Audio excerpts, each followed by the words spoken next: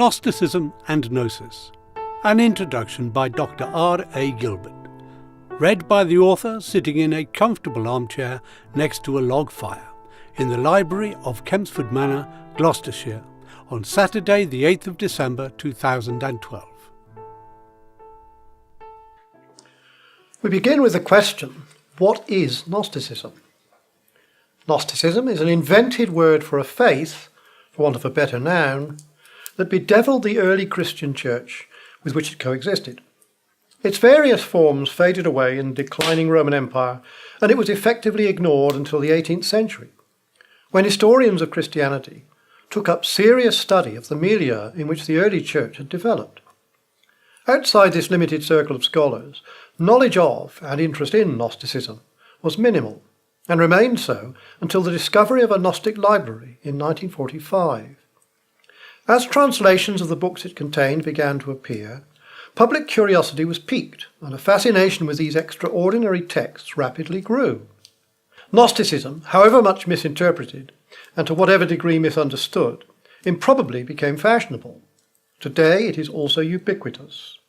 Gnostic ideas, or what are presumed to be such, have permeated religious philosophy and popular psychology, and are equally at home in cinema and literature. Why this should be so is not immediately clear. There is certainly great popular appeal in the story of the remarkable discovery that brought Gnosticism out of its ancient backwater into the full light of day, and of the ensuing and continuing academic rancour that has followed. But that alone does not fully explain why the philosophy of this strange ancient faith, the concepts and doctrines of its many varieties, and its seeming practices, should have so seized the public mind that Gnostic churches have been founded and embraced.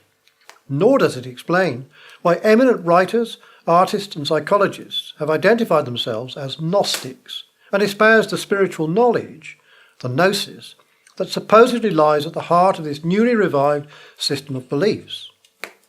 Here we may ask, does it matter? Why should we concern ourselves that a long-dead religion has been brought back to life?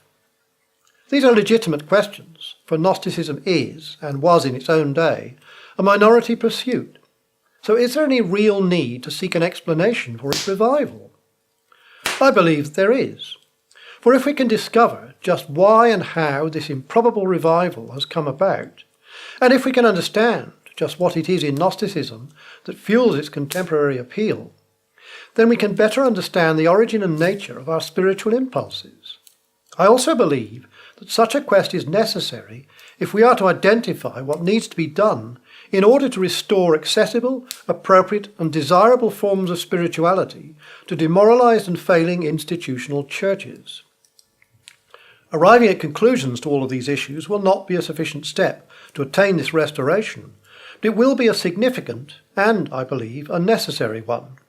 But before we set out on this quest, we must establish one thing above all. What exactly is Gnosticism? And here our difficulties begin.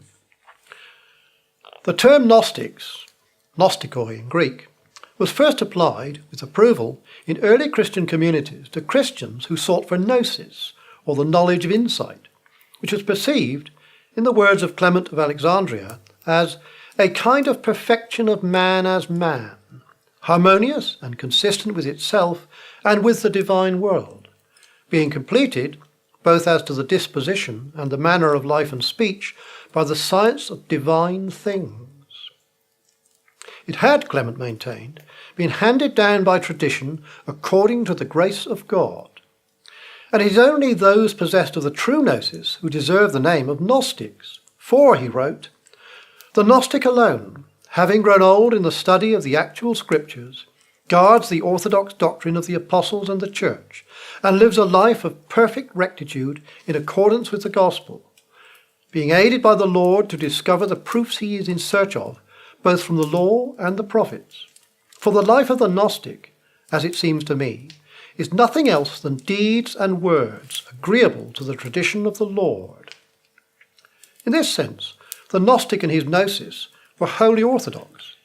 An inspired Christian who had studied the scriptures deeply and so gained a profound insight into the nature and relationship of God and man in both this world and the next. But another meaning of these terms also gained currency as the somewhat fluid forms of the earliest Christian communities gradually coalesced into one dominant form, with the essential doctrinal features that would become, despite its multiplicity of warring denominations, the orthodox Christian faith that has survived to the present day. This form of gnosis was, in the view of the proto-orthodox, those opposing ideas of what is falsely called knowledge, that is, gnosis, which St. Paul warned Timothy to avoid, because some have professed it, and in so doing have wandered from the faith.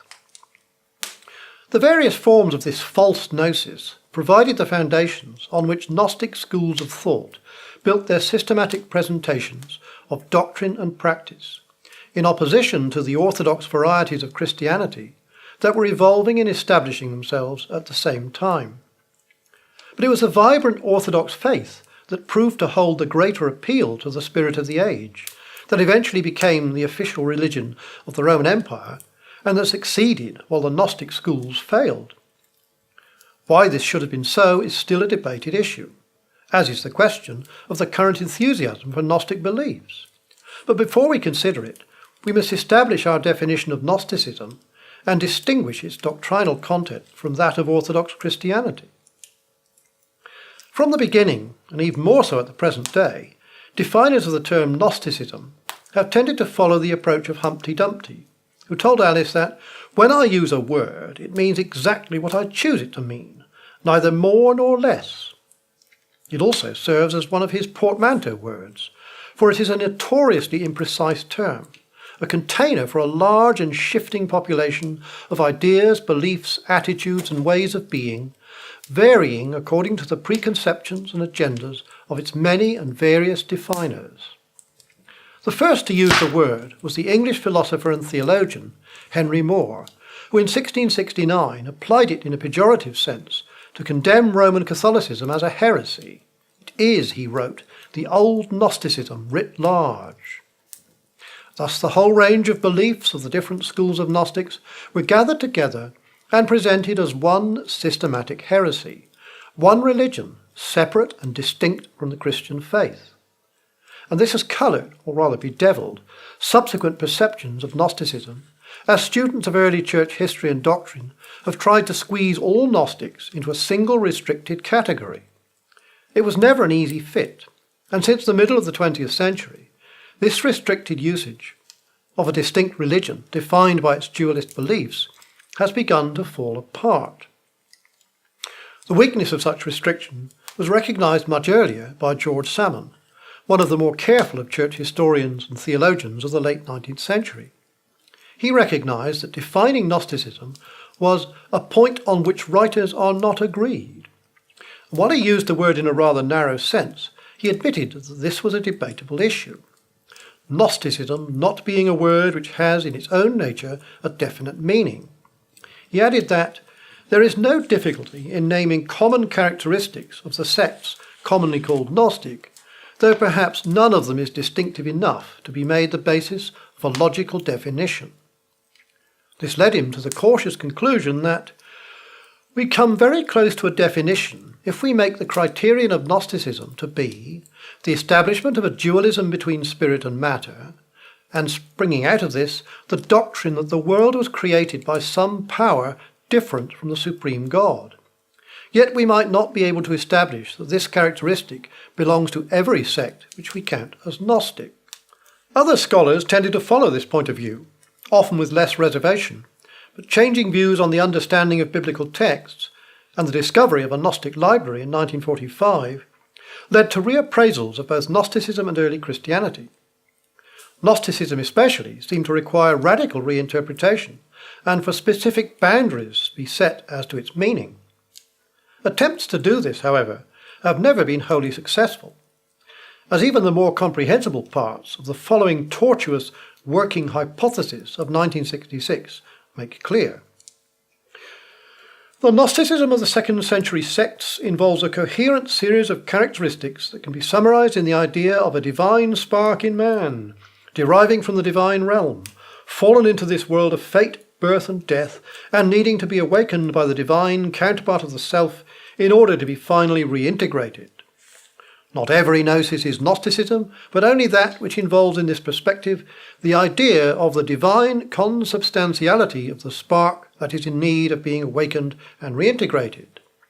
This gnosis of Gnosticism involves the divine identity of the knower, the Gnostic, the known, the divine substance of one's transcendent self, and the means by which one knows. Gnosis as an implicit divine faculty is to be awakened and actualized.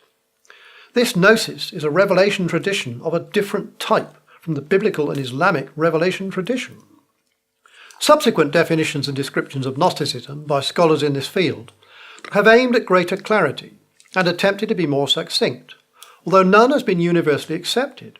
For example, Bart Ehrman describes Gnosticism as a group of ancient religions which were closely related to Christianity, that maintained that sparks of a divine being had become entrapped in the present world and could escape only by acquiring the appropriate secret gnosis of who they were and of how they could escape. This gnosis was generally thought to have been brought by an emissary descended from the divine realm. And for Harold Attridge, Gnosticism is a generic term for a variety of religious movements of the first centuries of the Christian era. Although the theology, ritual practice, and ethics of these groups differed considerably, all purported to offer salvation from the oppressive bonds of material existence through gnosis, or knowledge.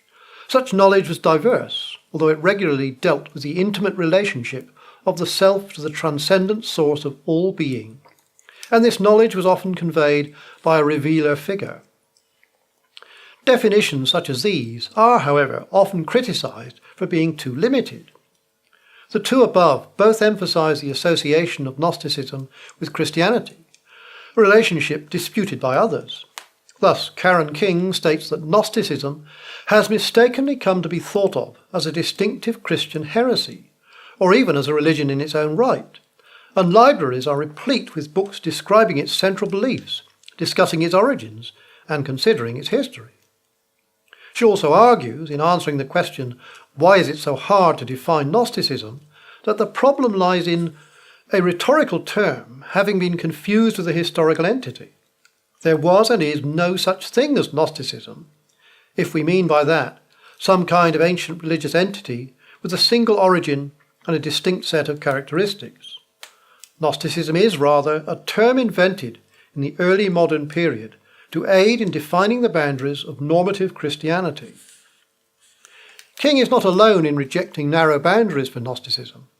Michael Williams, in his original and highly influential study of 1996, Rethinking Gnosticism, states that what is today usually called ancient Gnosticism includes a variegated assortment of religious movements that are attested in the Roman Empire at least as early as the 2nd century of the Christian era. The term Gnosticism in modern discourse has become such a protean label that it has all but lost any reliably identifiable meaning for the larger reading public. Karl Luckert goes even further in arguing for the effective meaninglessness of Gnosticism as a label. Defining Gnosticism, or gnosis, humanly speaking, is an impossibility. It may be said that the task of studying Gnosticism is even more difficult than, for instance, trying to comprehend a religion like Hinduism. But this is a depressingly defeatist approach. If we are to understand the history, content and meaning of the belief systems commonly and conveniently labelled Gnosticism, then we must have a definition. So, for the purposes of this survey, I propose to use a more recent description given by Birger Pearson. In Gnosticism, saving gnosis comes by revelation from a transcendent realm, mediated by a revealer who has come from that realm in order to awaken people to a knowledge of God and a knowledge of the true nature of the human self. A characteristic feature of Gnosticism is a dualistic way of looking at God, humanity, and the world, involving a radical reinterpretation of earlier traditions. In terms of theology, the Gnostics split the transcendent God of the Bible into two: a super-transcendent supreme God who is utterly alien to the world, and a lower deity who is responsible for creating and governing the world in which we live. This is, I appreciate, unlikely to find favour with all, but let it suffice. Having reached a definition, we must now consider the origins and nature of Gnostic systems of belief. Where, when, how and why did those systems arise? How do the characteristic features of Gnosticism differ from those of the other faiths of its time and place? And what is the nature and content of the literary and other evidence that enables us to answer these questions?